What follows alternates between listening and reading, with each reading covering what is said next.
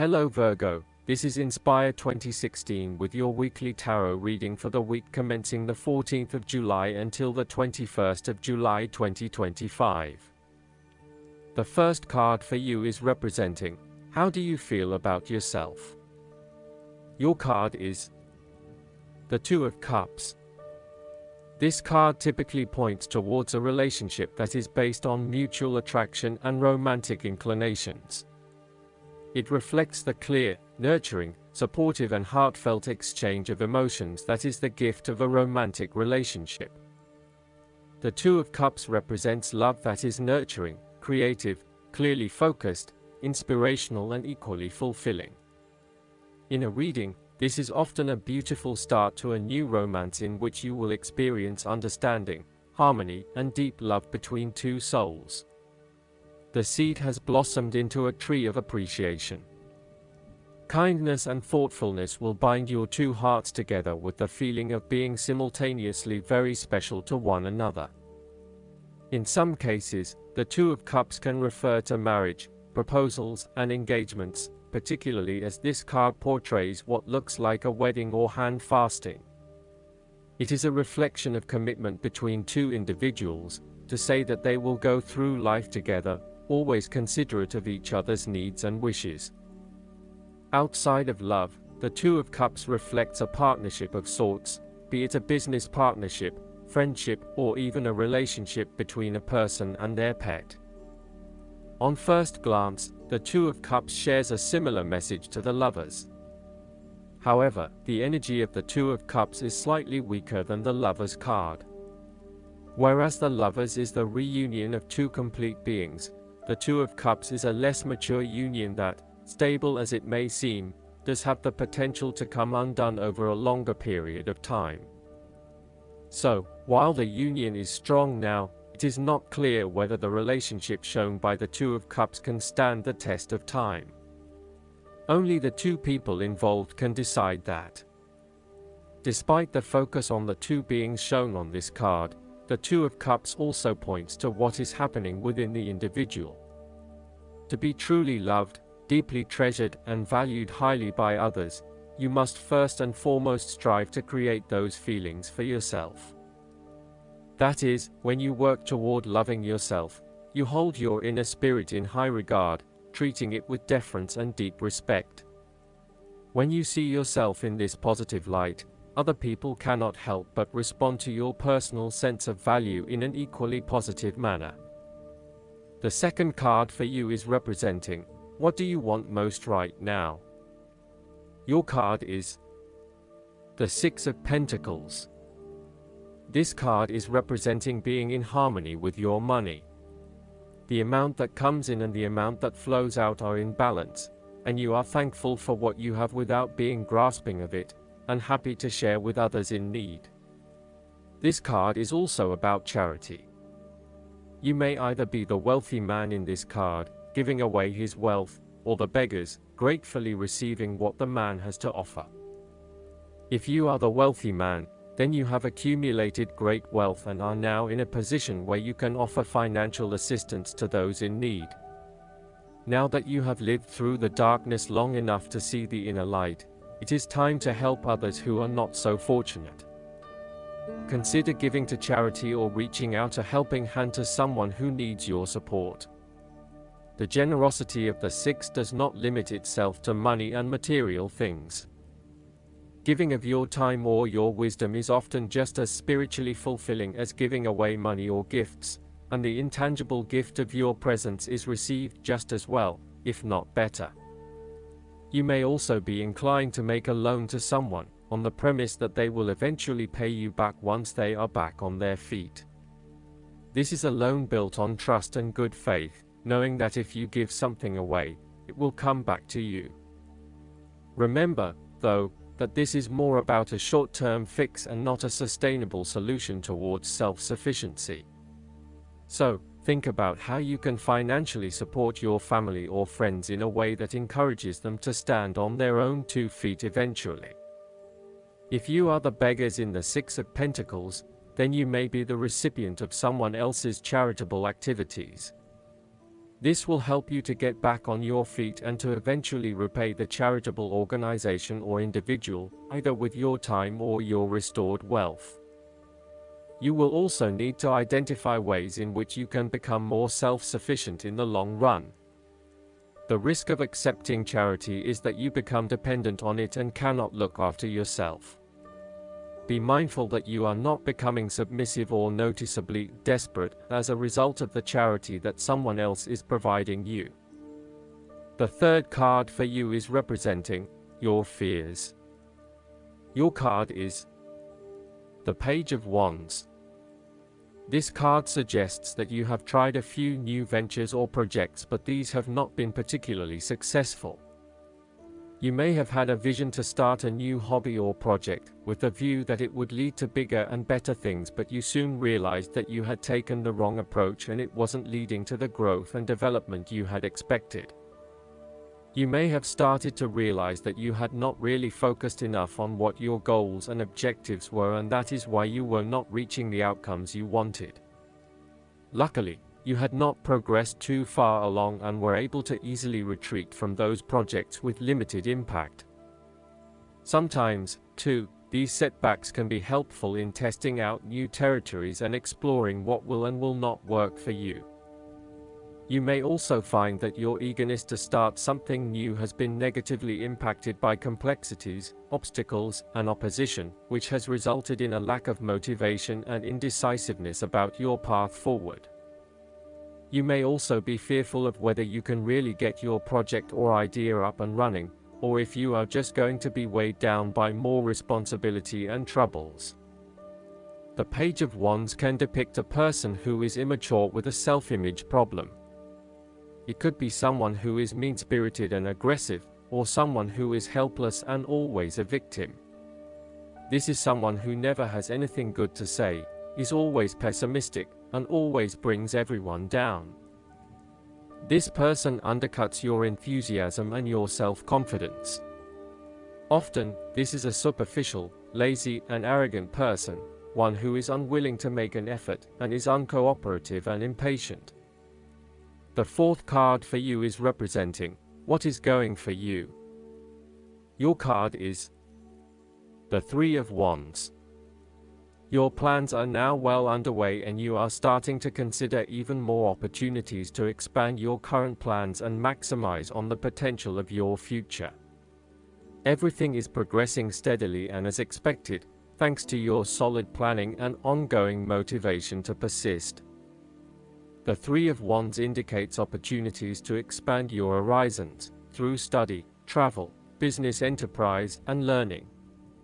You need to become more aware of the opportunities that exist for you right now, as there may be more than you are aware of.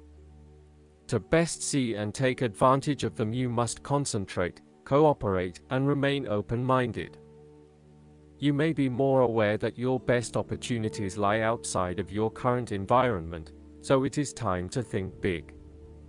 Consider what you can do to open doors for yourself and create more development and self-exploration opportunities. It also signifies the changes and challenges that are up ahead and that are associated with expanding your horizons and entering new territories. Given the man in this card can see far ahead of himself, then you are likely to already be aware of the upcoming changes and challenges and can prepare for them ahead of time. Similarly, this card is also about embracing change and adopting a longer-term view. It indicates you are in a position of strength as you control what happens around you. Thus, this is a card of vision and foresight and looking for greater possibilities. You are being encouraged to become a visionary and to dream beyond your current limitations. Now is the time to accept your vision and be confident that you will achieve it. Move fearlessly into new areas. Given the expanse of the water in the card, the Three of Wands often depicts travel. This card encourages you to think big in terms of where you want to travel to and what you will discover along the way. This card sees you traveling over water to a faraway country, where you will then have the opportunity to fully develop yourself and learn many new things. I see this as a wonderful card of opportunity that encourages you to be bold and take this leap of faith to truly develop who you are. The fifth card for you is representing what is going against you. Your card is the Ten of Swords. This card indicates a painful ending which must occur for there to be growth and regeneration. The suit of swords is the suit of thoughts, plans, and attitudes, and this card is very appropriate in the area of mental transformations. This card indicates that there will be a forceful re-evaluation or elimination of your previous attitudes about life, your views about yourself and what is important, and possibly your plans for the future. Despite the initial trauma and torment associated with this change, the imposed re-evaluation can be a very positive thing. It is important to understand that while the means of your demise may not seem reasonable or fair, your previous thoughts and attitudes really need to change in order for you to reach a better place in your life. Rather than dwelling on the painful ending, it is important to look ahead and realize how these events free you up to completely reshape your life and choose a new direction for yourself. The Ten of Swords may also indicate that you are resisting an inevitable ending, because you are deeply worried about how much it is going to hurt you. However, what you are doing is delaying the inevitable and possibly making it even worse for yourself because you keep trying to put off something that needs to happen anyway for your own personal transformation. For example, a relationship may have come to an end but you are still intimate with your ex because you cannot bear to let go. This is only drawing out the pain much longer, and it is best to completely let go at this stage. Sometimes, the Ten of Swords may reflect fear of ruin, even if that ruin has not yet occurred. You are always be thinking of the worst case scenario and planning for the worst, even if it does not happen. This is only creating unnecessary fear and anxiety for you, and it is important that you return to the energy of the Nine of Swords and run a reality check as to whether things are as bad as they seem. The Ten of Swords represents an old situation that ended very badly. You are still carrying around wounds from that situation, but you have buried them so deeply that you do not realize they are still present in your life and still hurting you. This old pain needs to be brought up and dealt with once and for all, so you can liberate yourself from these deeply inflicted wounds. It may be difficult to experience the pain again, but at least you are releasing yourself of this pain and allowing it to pass from your life. The last card for you is representing the likely outcome that you may have. Your card is the Ten of Cups. This card embodies happiness, joy, contentment, and emotional fulfillment, particularly in the area of your relationships and family. It represents almost an idyllic state of peace, harmony, and love where all your dreams and wishes have come true and you are delighting in your good fortune. Given it is a 10, this card indicates attainment of this idyllic state, so stop for a moment to appreciate everything that you have accomplished and be incredibly grateful for the blessings that fill your life right now. With the image of a happy family and a comforting home in the background, the Ten of Cups is indicative of a harmonious and loving family life.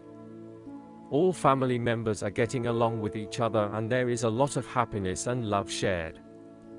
No one is fighting or causing any tension.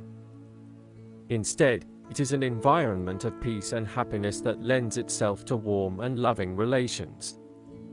The presence of the Ten of Cups may even reflect an upcoming family holiday where you can rest and relax together, creating fun and happy family memories. There may be a family reunion or a family celebration where members of your extended family come together.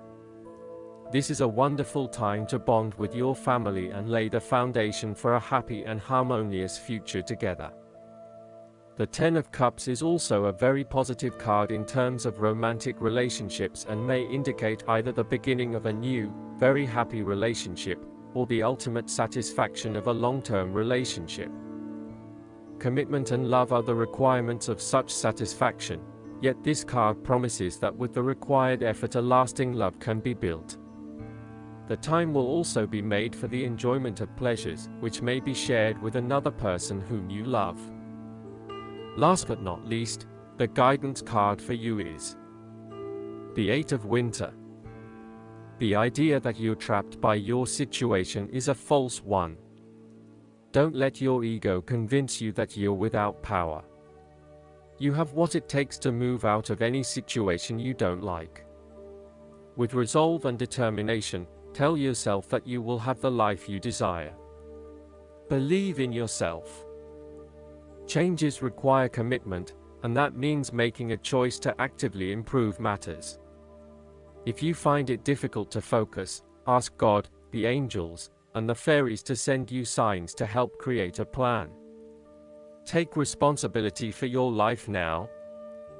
A fairy stands on a slab of ice, feeling trapped. However, the distance from her island of ice to the next one is short and the space easily stepped over. Her sense of entrapment is an illusion. Additional meanings of this card: the illusion of being trapped, the need to take back your personal power, not believing in yourself. I hope that you enjoy everything, and if you like the reading, just please click subscribe and you will get instant notifications every time we publish a new video right to your YouTube. Thanks.